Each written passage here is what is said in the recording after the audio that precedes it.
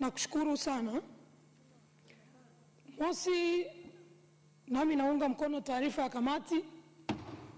Lakini pili, ningeomba kwa kuanza niweze kupata progress kutoka kwa waziri wa fedha juu ya mustakabali wa miradi ya shirika la nyumba la taifa, miradi yenye thamani ya shilingi bilioni 245 ambayo ilikuwa inafanyika jimbo la Kawe, kwa mantiki ya kwamba mradi 711 wenye thamani ya shilingi bilioni 142 na mradi 711 wenye thamani ya shilingi bilioni 102. Mheshimiwa Spika, inafahamika kwamba mikataba hii iliingiwa mwaka 2017 ikitarajiwa miradi itakamilika mwaka 2019. Sasa tunavyozungumza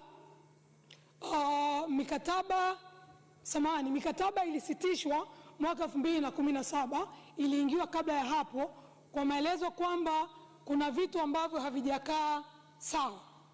Sasa na kwa mujibu wa ile mikataba ya ujenzi wa haya maeneo mawili, project nzima zilitarajiwa kukamilika mwaka 2019. Sasa leo tuko mwaka 2020, miradi ya ujenzi wa nyumba imelala, lakini vile tunaambiwa kama miradi husika isipokamilika kwa mujibu wa matakwa ya mkataba, serikali itatakiwa kulipa wakandarasi kama hasara ama kukivunja ama kichumbia cha mkataba shilingi bilioni 99.9. Na Mheshimiwa Mwenyekiti, tumeambiwa sababu, Mheshimiwa Spika, tumeambiwa sababu ya hili zuio, na nilizungumza mwezi Januari mwaka huu, ni kwa sababu shirika la nyumba lilikuwa limefikia ukomo wake wa kukopa wa shilingi bilioni 300.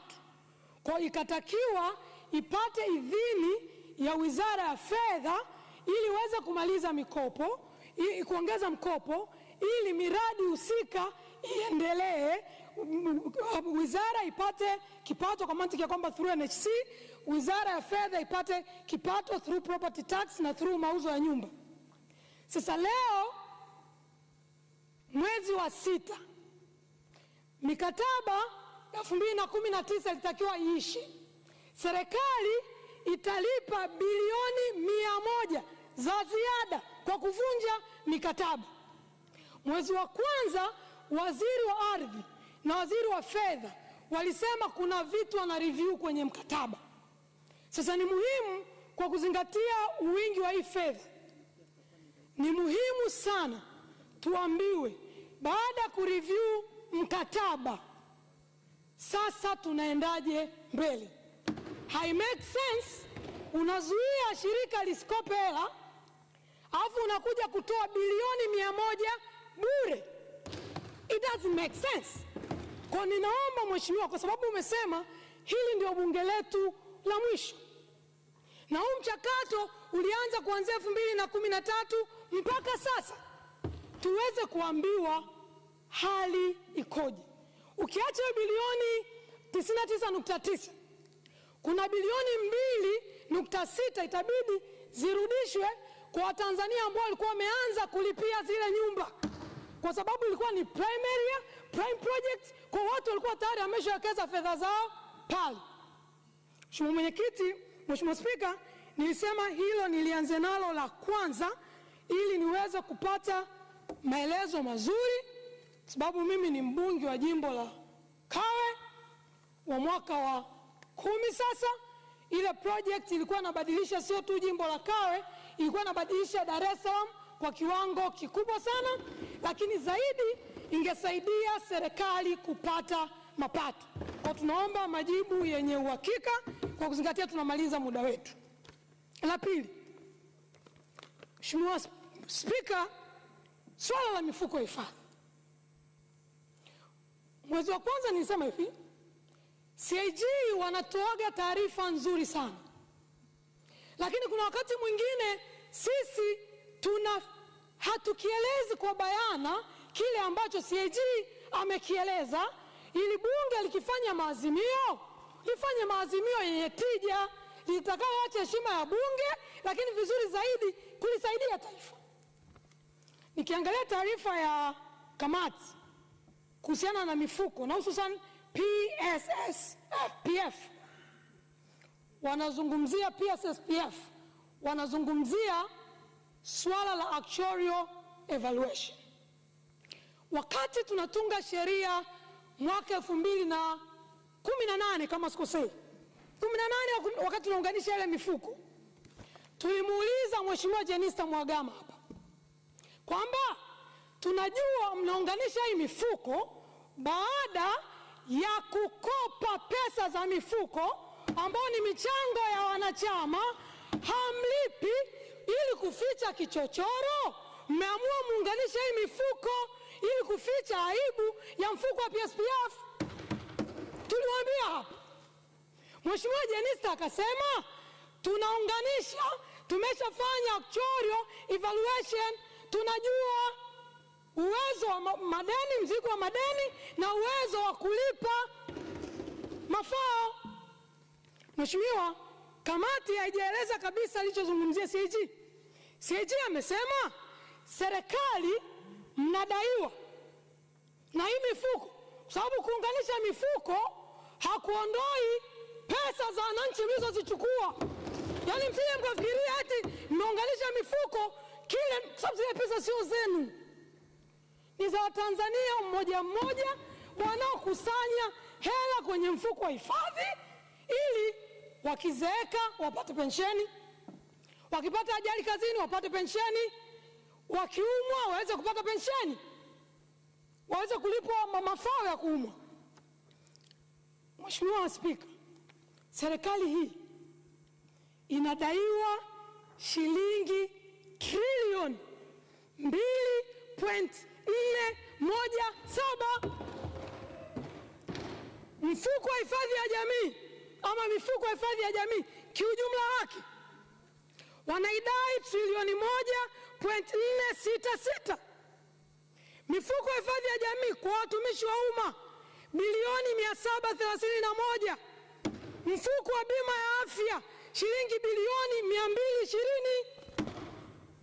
Hapo kwenye taarifa ya kamati hatuzungumzii kabisa juu ya pesa za wananchi ambazo serikali mlikopa, mnatakiwa mlipe. Ukikopa usipolipa hauna tofauti na mwizi wa kuaminiwa. Mheshimiwa Spika, nikichukua milioni 50 kwako ukinidai alafu nazunguka mimi ni mwizi tu wa kuaminiwa. Kwa mimi ninaomba sana taarifa. Mheshimiwa Spika, Mheshimiwa, taarifa iko wapi? Hapa ndani. Mheshimiwa Kigua. Mheshimiwa Spika, naomba nimpe taarifa mzungumzaji.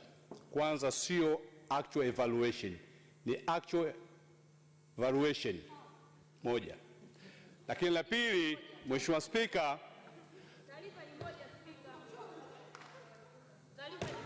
Mheshimiwa Spika, swala la kufanya actual valuation essence yake ni pamoja na kujua kiasi cha madeni unaodaiwa, madeni unaodai. Kwa hiyo yote hayo yapo katika sehemu ya ripoti. Mimi nadhani mzungumzaji sio sahihi kuchallenge taarifa ya CAG au taarifa ya kamati. Asante Mheshimiwa Spika. Mheshimiwa, hiyo kamati Mheshimiwa Ali. Nasema hivi, madeni yanayodaiwa serikali kutoka kwenye mifuko ya hifadhi ya jamii inajulikana, sio mwaka wa kwanza, zaidi ya miaka 10 madeni yanajulikana. Ndio maana hapa ni hii ripoti ya CAG ya mwaka 2017-18 imeandikwa. Ripoti ya CAG tunayojadili sasa ya mwaka 2018-19 imeandikwa. Kwa hoja hapa, serikali inatakiwa ituambie italipa lini. Afu kingine, Mheshimiwa, unakumbuka uzuri sisi maseneta huku tunajua kabla ya wastaafu wa kabla ya mwaka 1999 wakati wao walikuwa wachangii mfuko wa PSPF ukapewa mzigo kwamba jamani, kuanzia 99 kwenda mbele wanachangia. Kuna wastaafu ambao walikuwa kazini 99 kurudi nyuma, walipeni, sisi serikali tutalipia. Mheshimiwa CAG wamezungumza zaidi ya trilioni 11. PSPF wanalipa watu waliostaafu, serikali hailipi.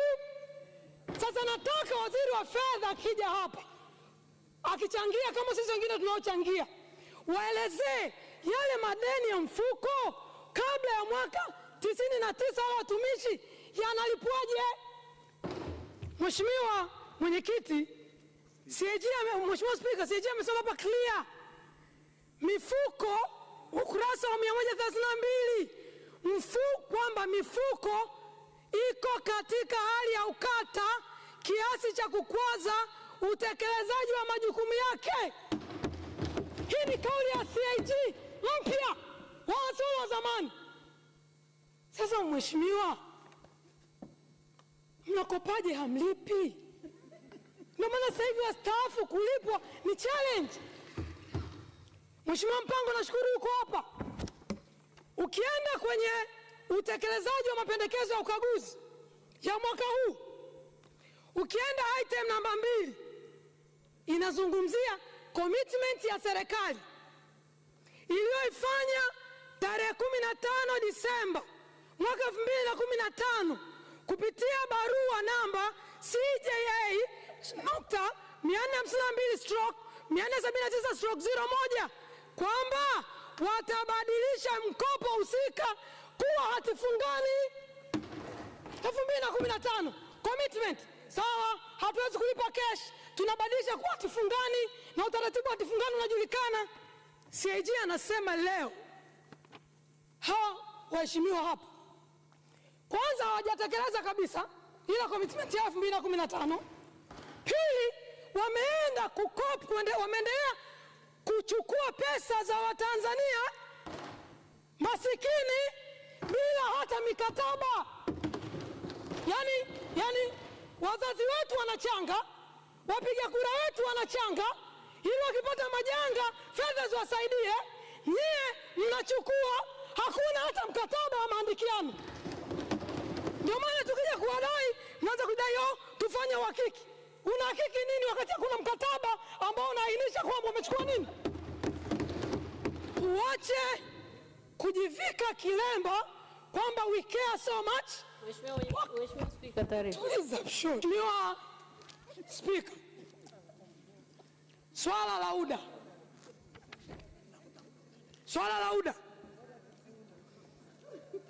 Mheshimiwa Spika, unakumbuka, na kwa hili nitoe pongezi kwa CAG huyu wa sasa ambaye amekwenda kufanya ukaguzi maalum wa shirika la UDA. Mungu anajua hili shirika tokea mwaka 2013 wakati ule jiji lilipokuwa chini ya CCM waliingia mkataba wa kuuza UDA kwa kipande cha pipi. Tukawaambia Simon Group hana uwezo wa kununua shirika. Alichukua mali za UDA akatumia kama dhamana ya mkopo wa kwenda kulipia tena UDA. Tukaja tukazungumza hapa, serikali ikasema lile dili lilikuwa sahihi. Miaka 6 baadaye, na mnakumbuka UKAWA ilivyochukua jiji, kikao chetu cha kwanza tukabatilisha mauziano ya UDA, tukasema kuna ufisadi wa hali ya juu kwa sababu mkataba ulikuwa umejaa rushwa na yenye uchafu. Mheshimiwa Spika, CAG leo anasema kampuni ya Simon Group ilinunua hisa za UDA na kufanya malipo kwa kutumia njia za udanganyifu. Tafsiri yake ni nini? Tafsiri yake ni kwamba tuitake serikali leo ituambie mustakabali wa hisa za UDA za iliyokuwa halmashauri ya jiji. Tunaomba leo, kwa sababu CAG amezungumza, mchakato wa mauziano wa hisa ulikuwa batili. Mosi, msajili wa hazina kushirikishwa. Pili, waziri mkuu kipindi kile ambaye ndiye alikuwa kiongozi mkuu wa TAMISEMI, na sasa hivi Rais Magufuli ambaye ndio waziri wa TAMISEMI, kipindi kile Mheshimiwa Pinda hakuidhinisha yale mauziano ya hisa. Kwa mwenyekiti, hili jambo bahati mbaya sana, Mheshimiwa Spika, hili jambo bahati mbaya sana ndio juzi lilimuondoa meya wetu wa jiji. Kwa nini? Kwa sababu Chadema na UKAWA tulisema hatuwezi kuruhusu kutumia bilioni 5 za wizi. Mheshimiwa Halima, wanasema tunakufukuza. Malizia kwa dakika moja, dakika zako zimeisha. Naomba nimalizie kidogo. Nashukuru Mheshimiwa. Naomba serikali hili swala liangaliwe, na meya wetu alisimama kidete kulinda maslahi ya umma, akasema hatuwezi kutumia bilioni 5 ambazo ni chafu. Madiwani wa CCM ambao walikuwa wachache kwa kushirikiana nitasema na waziri wa TAMISEMI, sababu tulikata rufaa kwake hajajibu, wakamwengua. Leo CAG anasema ule ulikuwa ni uwizi mtupu. Kwa nataka majibu ya serikali kuhusiana na UDA, na itakuwa ni uungwana mkimwomba radhi meya wa jiji aliyegomea kutumia hizi pesa, mkasema eti kutokutumia kwake ni kutokutekeleza mamlaka ama kutumia mamlaka yake vibaya. Asante sana Mheshimiwa Spika, na kushukuru sana sana sana.